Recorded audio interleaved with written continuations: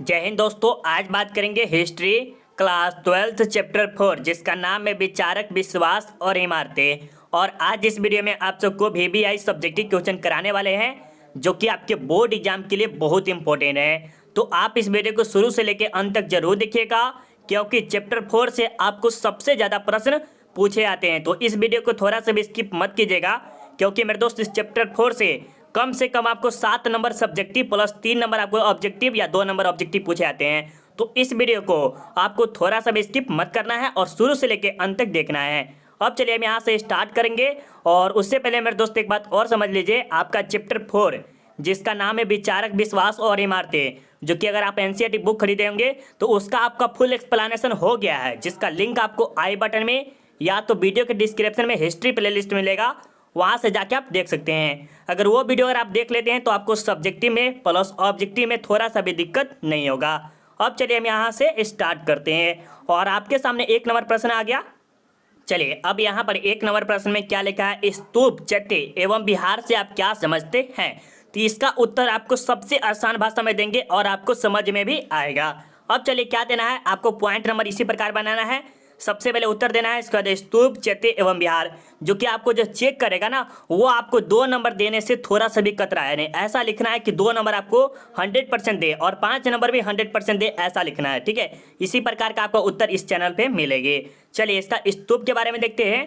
महात्मा बुद्ध के महापरिनिर्वाण के बाद उनके अस्थियों पर बनाए गए समाधि को स्तूप कहते हैं। समझिए क्या कहने का अर्थ है, जैसे महात्मा बुद्ध थे उसकी मृत्यु हो गई और उसके अस्थियों के जैसे होते कि राख हुक नहीं होता है, उसके 8 भागों में बांट दिया गया था और उसी जगह पर कुछ न कुछ बनाए गए थे, उसे हम क्या कहते हैं, स्तूप कहते हैं। समझ में आ गया। आगे चले, चैत्य क्या होता है, बौद्ध धर्म में पूजा स्थल को चैत्य कहते हैं।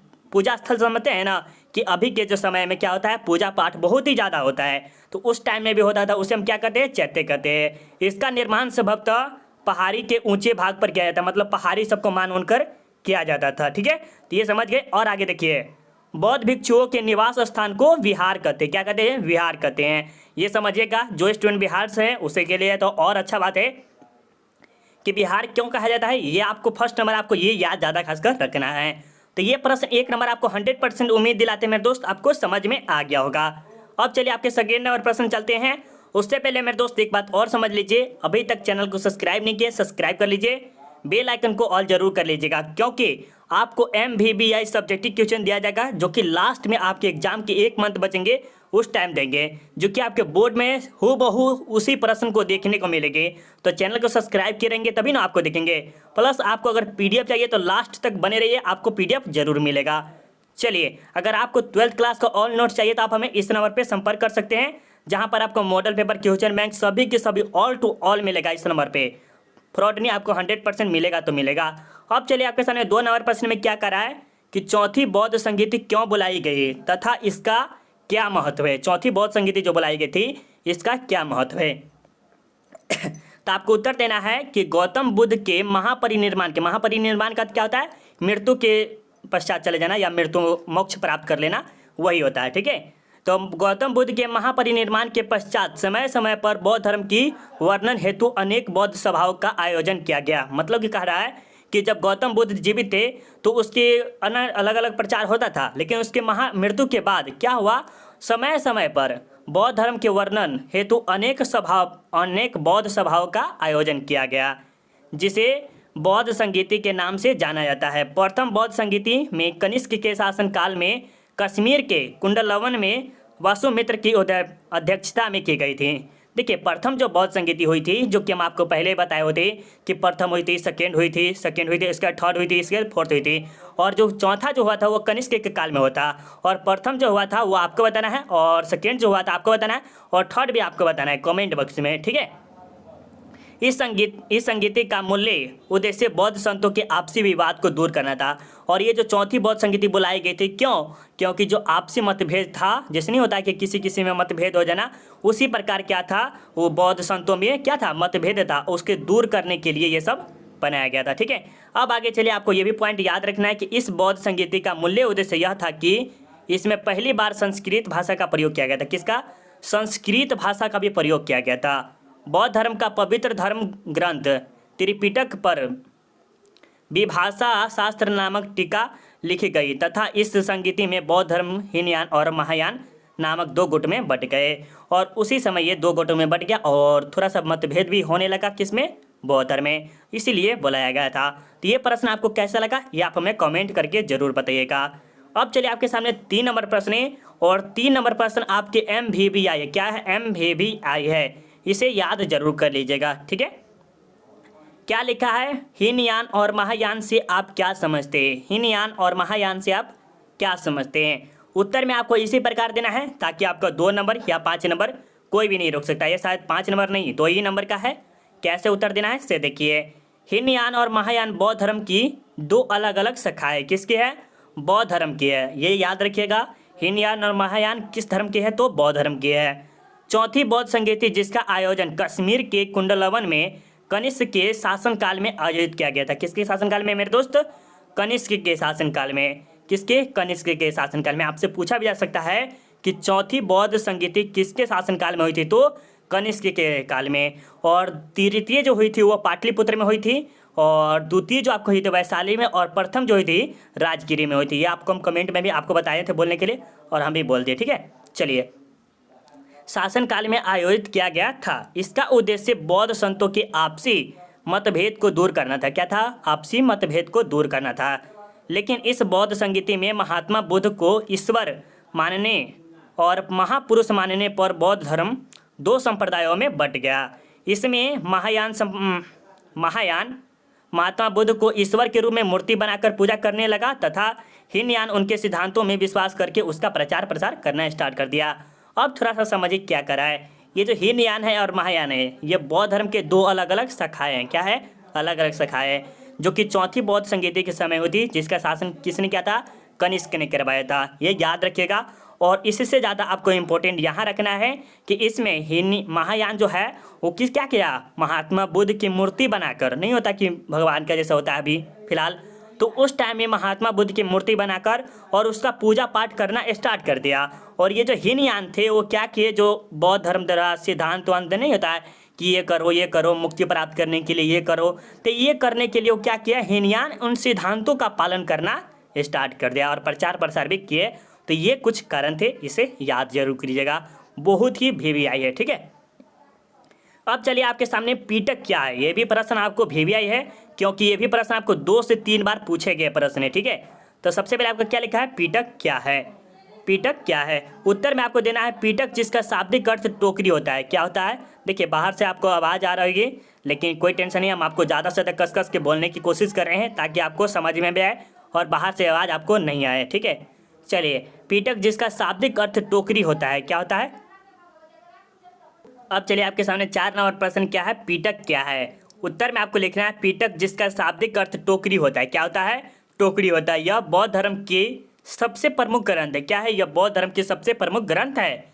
इसकी संख्या 3 है। क्या है, इसकी संख्या 3 है, इसीलिए इसे त्रिपिटक कहते हैं। सुत्त पिटक, विनय पिटक एवं अभिधम पिटक, ये 3 है। क्या है, ये 3 है।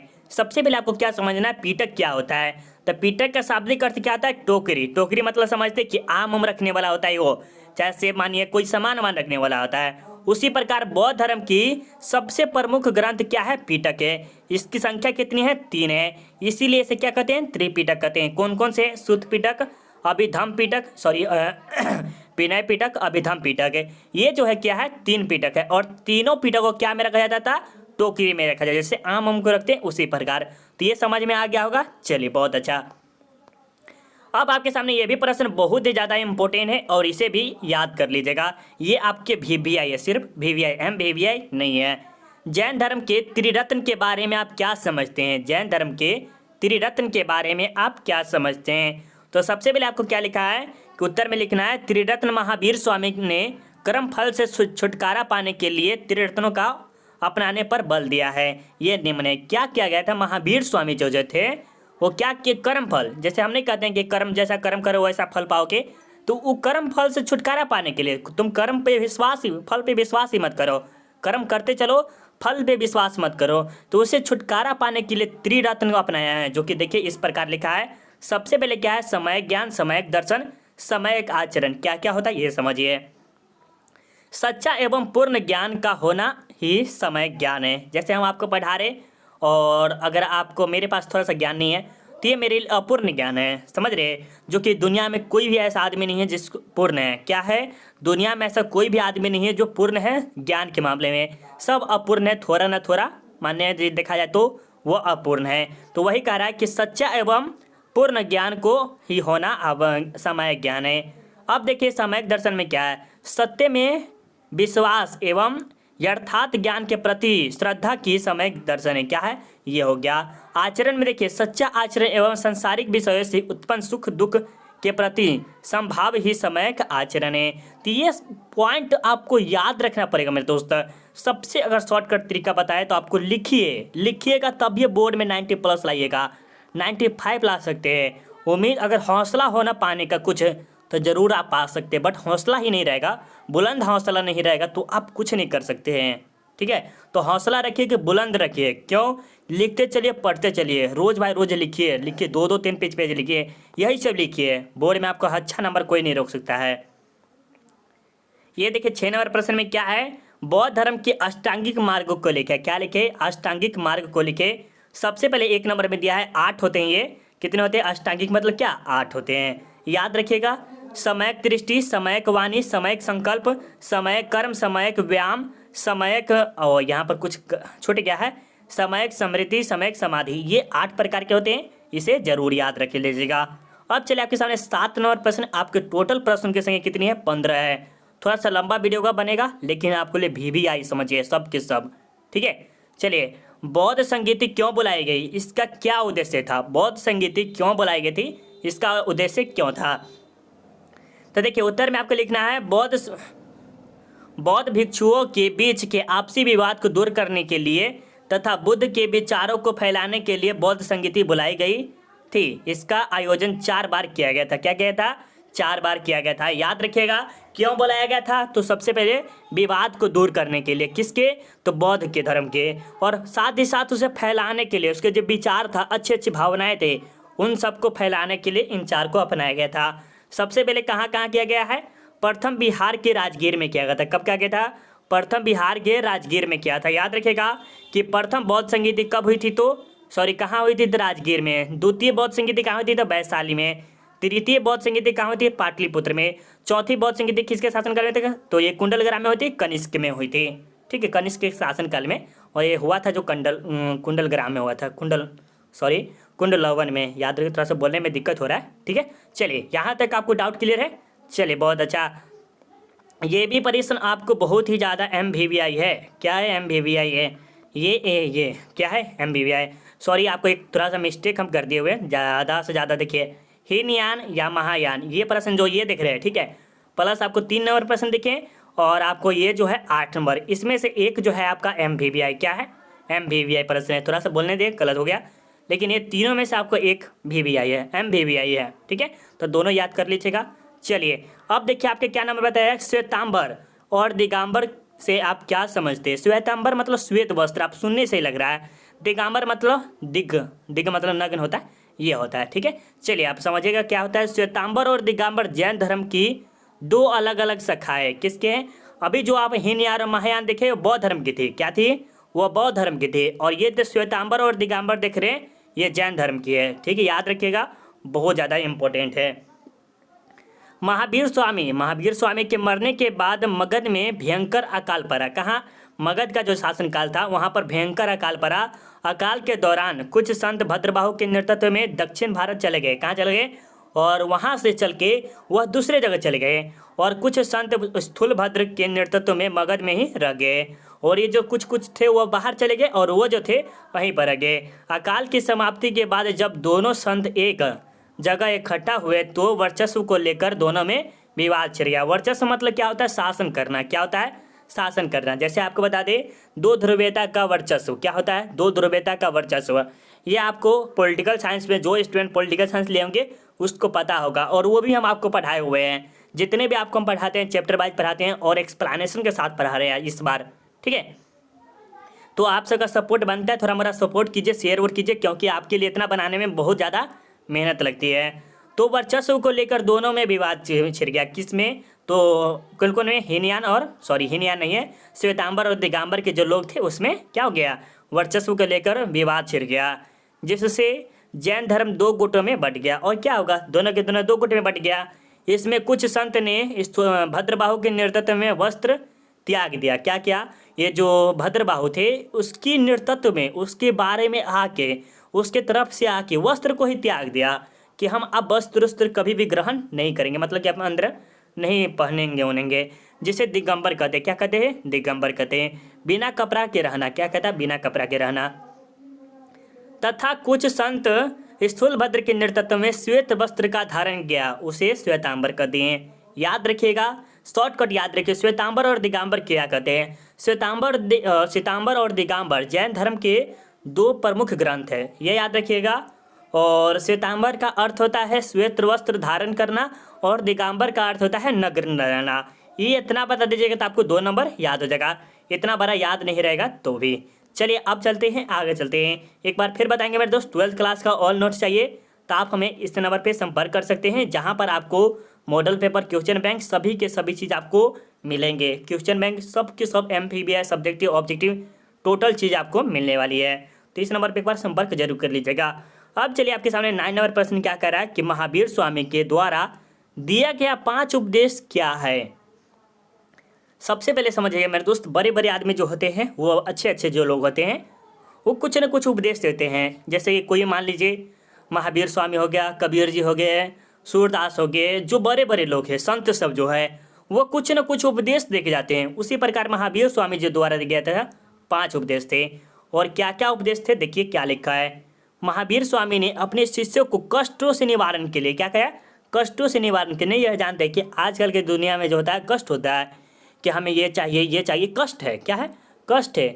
कष्ट के लिए तथा मुक्ति की प्राप्ति के लिए 5 महाव्रत का उपदेश दिया है, जिसे ही पंच महाव्रत कहते हैं, जो कि इस प्रकार है। याद रखिएगा, बहुत ज़्यादा इंपॉर्टेंट है ये प्रश्न को हम कहते हैं मेरे दोस्त 100% आपको याद कर लेना। क्या करना है, 1000% आपको याद कर लेना है, ठीक है। चलिए सबसे पहले आपको क्या लिखा है, सत्य, अहिंसा, अस्तेय, अपरिग्रह, ब्रह्मचार्य। सबसे पहले हम ये समझेंगे सत्य, कभी झूठ नहीं बोलना चाहिए, अर्थात हमेशा सच्चे बोलना चाहिए। क्या बोलना चाहिए, कभी भी आपको जीवन में झूठ नहीं बोलना। लेकिन आज के ज़माना में क्या हो गया है कि झूठ से ही बहुत ही काम बन जाता है। अगर मान लीजिए, अगर आप कहीं है, अगर आप झूठ बोल देते तो विश्वास कर लेता है, लेकिन सच बोलिएगा तो अभी विश्वास नहीं करता है। बट हमको क्या करना है, कभी भी झूठ नहीं बोलना है, ठीक है। फर्स्ट ऑफ ऑल ये काम करना है, हमेशा सत्य बोलना है। और कभी कभी झूठ भी बोलना चाहिए, कब, जब ज़रूरत हो ऐसा तब, ठीक है। ये मेरा तरफ है, लेकिन ये जो बोला है झूठ नहीं बोलना चाहिए, ठीक है। तो थोड़ा सा हंसी मजाक में ले लीजिएगा। अहिंसा मतलब कभी भी हिंसा, मार काट नहीं करना चाहिए। हिंसा का अर्थ होता है मारपीट कुछ करना, और अहिंसा का अर्थ होता है कि सत्य धरना और ना दे होकर करना चाहिए। तो ये जो आपके हैं महात्मा गांधी भी उसी पे अपनाया गया था, किसने, महात्मा गांधी, अहिंसा करके। और हिंसा का अर्थ होता है कि जैसे मान लीजिए अभी जो ट्रेन उरेन में आग लगा देता है, वो हो गया, क्या हो गया, हिंसा हो गया। मार पीट कर देना, किसी को गोली मार देना, ये आपका हिंसा हो गया। याद रखिएगा, बहुत अच्छे से समझाते हैं, बहुत मेहनत लगता है मेरे दोस्त एक वीडियो बनाने में, प्लस आपको ये जो देख रहे हैं लिखे में बहुत मेहनत लगता है। एक थोड़ा सा सहयोग आपका चाहिए, क्या, लाइक, शेयर, सब्सक्राइब, ये सब आपका मोटिवेशन होता है। बाकी आप क्या करते हैं वो गुरु को दक्षिणा देना तो आपके लिए फर्ज है। चलिए, अस्तेय का क्या अर्थ है, कभी चोरी नहीं करना चाहिए। क्या करना चाहिए, कभी चोरी नहीं करना चाहिए, ये याद रखिएगा। अब अपरिग्रह में क्या होता है, धन संग्रह नहीं करना चाहिए, मतलब कभी भी पैसा वैसा को जमा कर नहीं रखना चाहिए, कभी चोरी नहीं करना चाहिए। हो गया आपके, जैसे किसी को सामान वामान देख के ललचाना नहीं चाहिए, ये भी अस्तेय में आता है।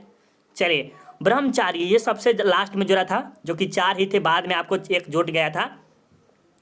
आपसे ये प्रश्न जरूर पूछेगा कि महावीर स्वामी द्वारा एक नया जो जोड़ा गया था, ऑब्जेक्टिव में आपको सब क्लियर हो जाएगा, ठीक है।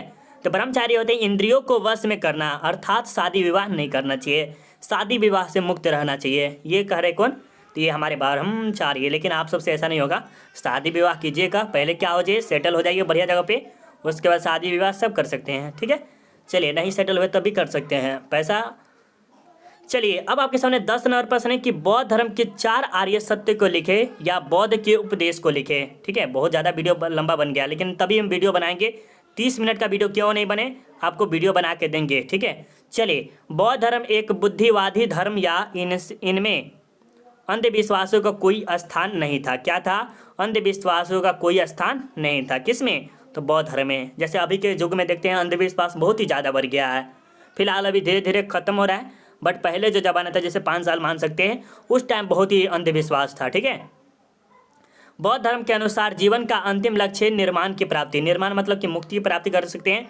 महात्मा बुद्ध ने धर्म का जो उपदेश देते हुए कहा है कि धर्म वही है जो वितराग का उपदेश देता है, जो इच्छाओं का दमन करता है। इच्छाओं का दमन करने का अर्थ क्या होगा?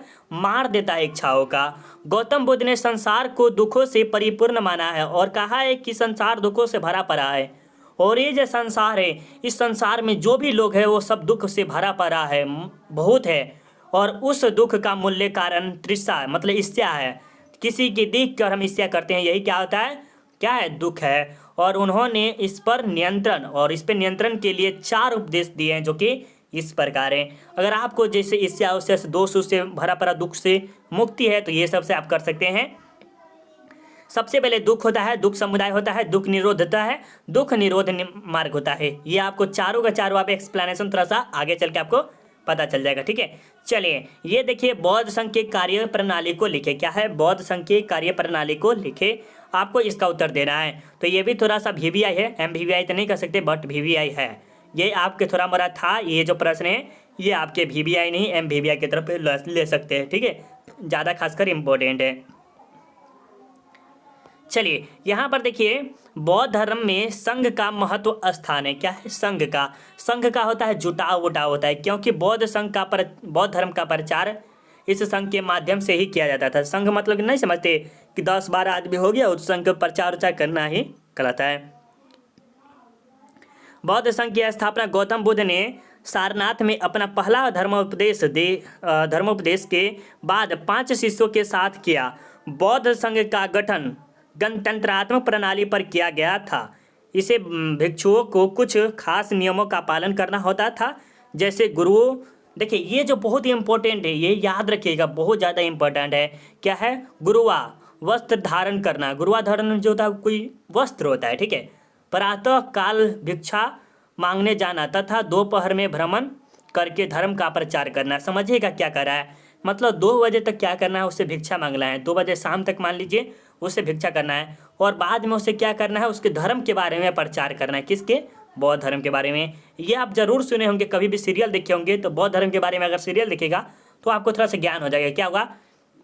एक गांव रहता है, वहाँ पर भिक्षा मांगने जाता है बौद्ध धर्म की। ठीक है। ये जो आप देख रहे हैं किसके? बौद्ध के बारे में। बौद्ध धर्म जो है ना, यहाँ पर जैसे मान लीजिए गाँव है। ठीक है। यहाँ पर बौद्ध धर्म है, बौद्ध हम लिख देते हैं, याद रहेगा। यहाँ पर गाँव है। ठीक है। तो यहाँ पर जो कांटा बिछा देता है, ये गाँव वाले जो है ना, कांटा बिछा देता है यहाँ पर। जब बौद्ध धर्म जाते हैं ना, तो वो कहते हैं कि हमें भिक्षा दो, गाँव वाले से कहते हैं। तो कहते इससे पार होकर दिखाओ तो भिक्षा हम दे देंगे। तो ये जो बौद्ध धर्म है ना, क्या करता है? उसके पार करने लगता है उस जगह को।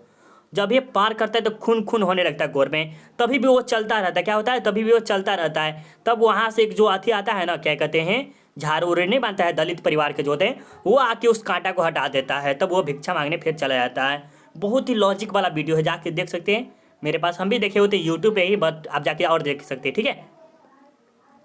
ये हो गया प्रातः के मांगने के धर्म प्रचार करना। संघ के नियम की विशेषता यह थी कि प्रस्ताव नीति मतलब कि नियमों को लेने के बाद सदस्यों की उपस्थिति में उस पर वाद विवाद करके मतदान के द्वारा किया जाता था। सभा की कार्यवाही के लिए 20 सदस्य का उपस्थिति होना अनिवार्य था तथा संघ में प्रवेश के लिए न्यूनतम उम्र 15 वर्ष था। क्या होना चाहिए? ये जो संघ है उसमें कितने लोग होने चाहिए? 20 लोग होने चाहिए, कम से कम 20। और इसकी उम्र कितनी होनी चाहिए? 15, 16, 17 जितना मान सकते हैं उतना। तो ये संघ के बारे में आपको हम बिल्कुल ही 100% आपको समझा दिए होंगे। और देखिए, मेरे द्वारा जितने भी आपको पढ़ाया जाता है सब के सब VVI रहता है। अगर आपको बोर्ड एग्जाम में 90+ लाना है तो सबसे पहले सब्जेक्टिव कंप्लीट कीजिए। और सब्जेक्टिव का MVVI आपका बना हुआ है। क्या है? MVVI सब्जेक्टिव प्लेलिस्ट बना हुआ है, जो कि 7 से 8 प्लेलिस्ट बना है। 70 से 80+ क्वेश्चन है। अगर आप देखना चाहते हैं तो लिंक आपको नहीं मिलेगा यहाँ पर, लेकिन आपको जाके सर्च कीजिएगा। क्या सर्च कीजिएगा? Self study with Kundan Kumar history playlist, आपको मिल जाएगा। ठीक है। वहाँ से आप जाके देख सकते हैं। अब देखिए 12 नंबर में क्या करें? स्तूप क्या है? इसका निर्माण किस प्रकार किया जाता है? स्तूप क्या है? इसका निर्माण किस प्रकार किया जाता है? तो सबसे पहले समझिए, स्तूप संस्कृत भाषा का शब्द है जिसका अर्थ टीला होता है या ढेर होता है। क्या होता है? टीला या ढेर होता है। महात्मा बुद्ध के महापरिनिर्वाण के बाद उनकी हड्डियों को 8 भागों में बांटा गया था। क्या बांटा गया? 8 भागों में। नहीं होता कि किसी के मृत्यु हो गया, ठीक है, और उसे दफनाया जाता है और किसी को जलाया जाता है, ठीक है, तो उसकी जो हड्डी उड्डी होते हैं ना, उसी को हम क्या करते हैं, जैसे हिंदू धर्म में होता है वही हम बता रहे हैं। हिंदू धर्म में हड्डी को क्या करता है, किसी पेड़ के पौधे के वहाँ पर गाड़ दिया जाता है। तो उसी प्रकार यहाँ पर भी है, ठीक है। उस पर समाधि का निर्माण कराया जाता था, और उस जो समाधि है ना, जो हड्डी है, उस जगह पर क्या करता है, बड़ा बड़ा मंदिर उंदिर स्तूप बनाए, उसे हम स्तूप कहते हैं, ठीक है। स्तूप का उल्लेख सबसे पहले ऋग्वेद में किया गया था। किसमें? ऋग्वेद में किया था। स्तूप का प्रारंभिक स्वरूप अर्धगोला आकार अर्थात उल्टा कटोरा के समान होता है। क्या होता है? उल्टा कटोरा के समान होता है। स्तूप का ऊपरी सिरा थोड़ा चिपटा होता है जिस पर धातु के पात्र रखा जाता है। क्या रखा जाता है? धातु का पात्र रखा जाता है। स्तूप के चारों ओर ऊंचा ऊंचा दीवार बनाया जाता है तथा चारों दिशाओं में चारों तरफ से विशाल द्वारा बनाया जाता है तथा जिसे तोरण कहते हैं। क्या कहते हैं? तोरण कहते हैं। और जो स्तूप होते हैं बहुत बड़ा बड़ा दीवार बनाया जाता है। क्या बनाया जाता है? बहुत बड़ा बड़ा दीवार बनाया जाता है। तो ये भी प्रश्न आपके लिए बहुत इंपॉर्टेंट है। अब आपका जो बचा ये और एक 14 नंबर होगा, देखिए थोड़ा सा बताते हैं। 14 नंबर और एक और ये 15 नंबर, 3 अगर आप प्रश्न देख लेते हैं और समझ लेते हैं और बोर्ड में लिखा क्या कहते हैं, 3 में आपको 1 नंबर पूछना है तो पूछना है, वो भी 5 नंबर का है। कितना है? 5 नंबर का है। तो थोड़ा सा और ज़्यादा टाइम लगेगा, कम से कम 35 मिनट का कम से कम वीडियो बनेगा, कोई दिक्कत नहीं मेरे दोस्त, ठीक है। चलिए कंटिन्यू रहिएगा। चलिए आप चलते हैं यहाँ पर 13 नंबर में क्या करा है, वर्धमान महावीर स्वामी के जीवन चरित्र पर प्रकाश डाले। ये जो आपको हम फुल एक्सप्लेनेशन में भी समझाए हुए थे, ठीक है। चलिए, महावीर स्वामी जिनका जन्म 540 ईसा पूर्व में बिहार के वैशाली जिला के कुंडल ग्राम नामक गांव में हुआ था। इनके पिता का नाम सिद्धार्थ था। क्या नाम था? सिद्धार्थ। माता का नाम त्रिशाला था। क्या नाम था? त्रिशाला था। इनका वास्तविक नाम वर्धमान था। इनके जन्म के 7 दिनों के बाद उनकी माता का देहांत हो गया। क्या हुआ? उनकी माँ का मृत्यु हो गया। इनके जन्म के अवसर पर पंडितों ने भविष्यवाणी किया कि यह बालक या तो चक्रवर्ती सम्राट बनेगा जैसा अशोक था, ठीक है, या महासन्यासी बनेगा। कौन? मतलब पंडित नहीं होता है, वो क्या था। जन्म के बाद इनके शिक्षा दीक्षा की उचित व्यवस्था की गई, लेकिन इनका मन इन कार्यों में नहीं लगता था। मतलब उचित शिक्षा दीक्षा दिया जाता था, कन्याओं से घेर कर रखा गया था। किसको? महावीर स्वामी को। लेकिन उसे थोड़ा सा भी उसमें मन नहीं लगता था। वे हमेशा चिंतनशील रहा करते थे। अतः पिता ने इनका विवाह यशोदा के नामक कन्या के साथ कर दिया। किसके?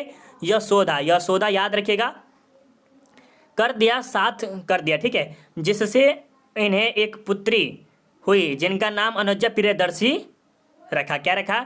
अनुजा प्रियदर्शी रखा। शादी के बाद भी इनका मन गृहस्थी में नहीं लगा, मतलब कि उसकी शादी हो गया, उसके बाद पत्नी के साथ उसके मन नहीं लगा।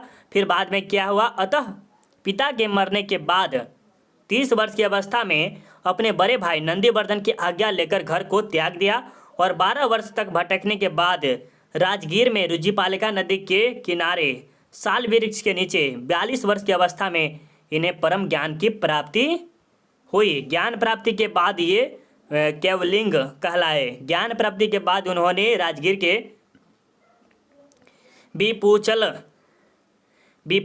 विपुल चल की पहाड़ी पर अपना पहला उपदेश दिया और 72 वर्ष की अवस्था तक अपने धर्म का प्रचार प्रसार करता रहा। और 468 ईसा पूर्व में नालंदा जिला के पावापुरी नामक स्थान पर उन्होंने निर्माण मतलब मृत्यु को प्राप्त कर लिया। तो ये कुछ इंपॉर्टेंट थे, थोड़ा सा हम समझा देते क्योंकि ये 5 नंबर का है प्रश्न, तो याद रखना बहुत जरूरी है। सबसे पहले ये जो महावीर स्वामी है, इनका जन्म हुआ था वैशाली जिला में। कहाँ हुआ था? वैशाली जिला में। ये कहाँ है? कुंडल ग्राम। जहाँ के वैशाली में जो स्टूडेंट होंगे उसको पता होगा कि कुंडल ग्राम कहाँ है, ठीक है। इनके पिता का नाम क्या था? सिद्धार्थ था। इनके माता का नाम क्या था? त्रिशाला था, जो कि इसके वास्तविक नाम क्या था? बचपन का वर्तमान था, याद रखिएगा। और इनके जन्म के 7वें दिन, जिसे छठियार भी कहा जाता है, उसके बाद उसकी माँ की मृत्यु हो गया। और इनके जन्म के अवसर पर, मतलब कि जिस दिन जन्म हुआ और उस दिन भविष्यवाणी किया जाता है, बड़े बड़े जो राजा और राजा होते हैं उसके भविष्यवाणी किया जाता है। तो यह बालक क्या कहे? चक्रवर्ती सम्राट अशोक बनेगा। जैसे सम्राट अशोक है ना बहुत बड़ा, तो ऐसा बहुत बड़ा बनेगा, ठीक है। या तो महान सन्यासी, जो कि सन्यासी बन गए। और जन्म के बाद इन्होंने दीक्षा की उचित व्यवस्था की, ये बहुत इंपॉर्टेंट नहीं है। और उसके बाद क्या हुआ, अतः पिता ने ये इसको शादी करवा दी। किसकी? यशोदा के साथ। जिसके पुत्री प्राप्त हुई, किसकी, अनुज प्रियदर्शी नाम थी। और शादी के बाद उस गृहस्थी में जीवन में कोई मन उन नहीं लगता था। फिर बाद में क्या, पिता की मृत्यु के बाद वह 30 वर्ष की अवस्था में बड़े भाई नंदीवर्धन के आज्ञा लेकर वो क्या किए, गृह त्याग कर दिए। और 12 वर्ष तक भटकने के बाद राजगीर में ऋजिपालिका नदी के तट पर या किनारे पर उसे साल वृक्ष के नीचे 42 वर्ष की अवस्था में उन्हें परम ज्ञान की प्राप्ति, और वहाँ पर जाके उसे ज्ञान की प्राप्ति बहुत अच्छा खासा कहलाने लगे। और 72 वर्ष की अवस्था में उसे मृत्यु हो गई है। तो ये आपको कुछ इंपॉर्टेंट रखना है, ये भी ज़्यादा कि खासकर इंपॉर्टेंट रखा है। नालंदा जिला के बावरपुरी नामक स्थान पर उसकी मृत्यु हो गई। तो ये अगर आप याद कर लेते हैं तो आपको 5 नंबर इससे, या तो एक या प्रश्न है ये नहीं है, ये नहीं और होगा, ये होगा, हाँ ये होगा। और अगर ये दोनों में से आपको 100% नहीं कर सकते, लेकिन 80% हम आपको उम्मीद दिलाते हैं कि आपको दोनों में से जरूर कोई ना कोई जरूर प्रश्न पूछा जाएगा, ठीक है। और चैप्टर 4 इतना इंपॉर्टेंट है मेरे दोस्त कि 100% तो कह सकते हैं कि इसे 7 या 8 नंबर कोई नहीं रोक सकता है, सब्जेक्टिव ऑब्जेक्टिव मिला के, ठीक है। 10 आप माने, लेकिन 7-8 तो कोई रोक नहीं सकता है। जैन धर्म और बौद्ध धर्म के पतन के क्या कारण थे? जैन धर्म और बौद्ध धर्म के पतन के क्या कारण थे? इसका उत्तर देखिए क्या कर रहा है। बौद्ध धर्म 6वीं शताब्दी ईसा पूर्व में जितना तीव्र गति से बौद्ध और जैन धर्म का प्रसार हुआ, क्या हुआ, जैन धर्म का प्रसार हुआ, उतना ही तीव्र गति से महावीर और बुद्ध की मृत्यु के बाद इस धर्म का पतन प्रारंभ हो गया, जिसके कारण निम्नलिखित थे। देखिए मतलब कि जैन धर्म और बौद्ध धर्म थे ना, वो बहुत ही तीव्र गति से वृद्धि हो रहा था, मतलब कि प्रचार प्रसार बहुत ज़्यादा हो रहा था 6वीं शताब्दी में, लेकिन उसकी मृत्यु के बाद उसका पतन होना स्टार्ट हो गया। जैसे कुछ कारण थे, बौद्ध धर्म का बदलता स्वरूप धीरे धीरे बदलना स्टार्ट हो गया। महात्मा बुद्ध की मृत्यु के बाद बौद्ध धर्म में भी अनेक जटिलता आ गई। क्या जटिलता आ गई? साथ ही मूर्ति पूजा का समावेश हो गया, धर्म के पतन का कारण बना, जो इस पतन का कारण बना। और बाद में क्या हुआ, जब बौद्ध धर्म की मूर्ति की पूजा वूजा करने लगा तो सीमित हो गया, एक ही जगह तो गया, लेकिन प्रचार प्रसार करने से पूरा फैल जाता है। जैसे मान लीजिए सिर्फ आप देख के इस चैनल पे रह जाते हैं, कोई और बंदे को नहीं, अपने भाई बहन को नहीं बताते हैं, तो ये प्रचार नहीं हो पाएगा। और वहीं पर आगे अगर आप दूसरे को शेयर करते हैं तो बड़ा बन जाएगा, ठीक है, समझ रहे बात को। चलिए, संघ के परिवेश में बुराइयां बुद्ध ने मरने के बाद बौद्ध बिहारों में भिक्षुक भोग से विलुप्त हो गया, जो इस पतन के कारण हुआ। क्या हुआ, ये जो बौद्ध संघ है ना, उसमें बुराइयां स्टार्ट हो गई, धीरे धीरे गाल गलौज नहीं तो कुछ खराब शब्द ही समझिए कि होना स्टार्ट हो गया, भोग विलास के जीवन भी जीना स्टार्ट हो गया, इसका एक कारण भी था, ठीक है। और सबसे ज़्यादा खासकर इंपॉर्टेंट ये है कि राजकीय संरक्षण की समाप्ति। प्रारंभ में मौर्य वंश एवं पाल वंश के शासकों ने संरक्षण प्रदान किया, मतलब शुरू दौर में क्या हुआ, मौर्य वंश से पाल वंश तक उसका शासनिक व्यवस्था दिया गया, लेकिन पाल वंश के विनाश के बाद क्या हुआ, राजाओं ने बौद्ध धर्म का संरक्षण नहीं दिया, मतलब बाद में उसको कुछ नहीं दिया। इसका एक कारण ये भी था पतन का, ठीक है। और ये भी इंपॉर्टेंट है, बौद्ध धर्म का विभाजन महात्मा बुद्ध के मरने के बाद बौद्ध धर्म हीनयान और महायान के बाद में थारवाद या ब्रजवाद के आदि संप्रदायों में बढ़ गया, जो बौद्ध धर्म का पतन का कारण था। तो ये कुछ कारण थे, और ये आपका एक लास्ट कारण है जो कि याद करना बहुत जरूरी है। उससे पहले मेरे दोस्त इसको वीडियो को थोड़ा सा स्किप मत कीजिए, अभी एक प्रश्न आपका और बचा हुआ है, ठीक है, थोड़ा सा और देख लीजिए। हम आपको एक थोड़ा सा सपोर्ट दीजिए मेरो, देखिए आप सबका जितना सपोर्ट मेरे रहेगा ना, मेरा जैसे आप सब सपोर्ट था कीजिएगा लाइक करके शेयर करके, तो हम आपको उम्मीद दिलाते हैं मेरे दोस्त, ऑब्जेक्टिव का आपको PDF फ्री में देंगे। क्या करेंगे, ऑब्जेक्टिव का PDF फ्री में देंगे। और चैनल को सब्सक्राइब अभी तक नहीं किए, कर लीजिए, पैसा नहीं लग रहा है, क्या नहीं, पैसा नहीं लग रहा है, कर लीजिए, कोई पैसा नहीं लग रहा है। और कमेंट में आज सभी स्टूडेंट को अच्छा से अच्छा कमेंट करके जाना है तो जाना है, ठीक है। चलिए, आपका लास्ट प्रश्न है कि महात्मा बुद्ध की जीवनी और उपदेश का वर्णन करें। तो PDF चाहिए तो लास्ट में बता देंगे PDF कैसे मिलेगा, ठीक है। चलिए, गौतम बुद्ध का बचपन का नाम सिद्धार्थ था। इनका जन्म कपिलवस्तु के लुम्बिनी नामक स्थान पर हुआ था। कहाँ हुआ था, कपिलवस्तु के लुम्बिनी नामक स्थान पर हुआ था, जो कि नेपाल के आम्रकुंज है। कहाँ, आम्रकुंज पर हुआ था। इनके पिता शुद्धोधन शाक्य कुल के क्षत्रिय राजा थे। क्या थे, एक राजा थे। गौतम बुद्ध के जन्म के 7वें दिन उनकी माता महादेहांत हो गया, अतः इनका लालन पालन प्रजापति गौतमी मौसी ने किया था। किसने किया था, महापति गौतमी ने किया था, ठीक है। गौतम बुद्ध की शादी 16 वर्ष की अवस्था में यशोधरा में था यशोधा, याद रखिएगा, उसमें था यशोदा और इसमें है यशोधरा, याद रखिएगा। इनका एक पुत्र भी हुआ, इनका पुत्र था, इसकी पुत्री थी, तो जिनका नाम राहुल था। राहुल का अर्थ होता है रुकावट। सफर के दौरान गौतम बुद्ध के 4 दृश्य देखे गए। कितने, 4। कौन कौन से, बूढ़ा व्यक्ति, एक बीमार व्यक्ति, सब, एक सन्यासी व्यक्ति, ये सब पता है आपको, सब पहले बताए हुए हैं। 29 वर्ष की अवस्था में गृह त्याग कर दिया। बिना अन्न जल ग्रहण किए 6 वर्ष की कठिन तपस्या के बाद 35 वर्ष की आयु में वैशाख पूर्णिमा की रात निरंजन नदी के किनारे पीपल वृक्ष के नीचे सिद्धार्थ को ज्ञान की प्राप्ति हुई। ज्ञान प्राप्ति के बाद वह बौद्ध कहलाए। तो ये कुछ कारण थे, याद रखिएगा। बुद्ध की मृत्यु 80 वर्ष की अवस्था में 483 ईसा पूर्व में कुशीनगर में चंद्र द्वारा अर्पित भोजन करने के बाद हो गया। क्या हुआ? चंद्र जो थे उसको भोजन दिए, उसके बाद खाए पिए कुछ के, उसके वजह से मृत्यु हो गई, जिसे बौद्ध धर्म में महानिर्वाण कहा जाता है। इनके अवशेषों को 8 भागों में बांटा गया, जिससे नाम के स्तूप के नाम से जाना जाता है। ठीक है, तो ये कुछ इंपॉर्टेंट है। ठीक है, हम फटाफट काम कर लिए, क्योंकि ये सब हम आपको पहले बताए हुए हैं। कौन सी? ये सब आपको बताए हुए हैं। और एक बात आपको हम और कहेंगे, थोड़ा सा वेट करिए। जितने भी स्टूडेंट अगर PDF चाहिए या कुछ चाहिए, उसको जरूर रुकना चाहिए, सबको भी रुकना चाहिए। क्या करें मेरे दोस्त, चैप्टर 1 से लेके 1 2 3 4 तक देख लीजिए। अब इतना अगर देख लेते हैं तो उम्मीद मानिए कि आपको 30 नंबर प्लस कोई भी नहीं रोक सकता है। 30 नंबर सिर्फ सब्जेक्टिव से। कितना? सब्जेक्टिव और ऑब्जेक्टिव मिला के 30 नंबर। और एक आपको हिस्ट्री का प्लेलिस्ट मिलेगा सिर्फ सब्जेक्टिव का, जाके सर्च कीजिएगा self study with Kundan Kumar history playlist. क्या करना है? हिस्ट्री प्लेलिस्ट, वहाँ से मिल जाएगा। अगर आपको चाहिए तो इस नंबर पे संपर्क कर सकते हैं। ठीक है, और आपको PDF के लिए टेलीग्राम पे जाके सर्च करना है self study with Kundan Kumar, जिसका लिंक आपको वीडियो के डिस्क्रिप्शन में मिल जाएगा। और आपके भाई बहन दोस्तों क्लास 10th में पढ़ते हैं तो RDX सेल्फ स्टडी के बारे में जरूर बताइएगा।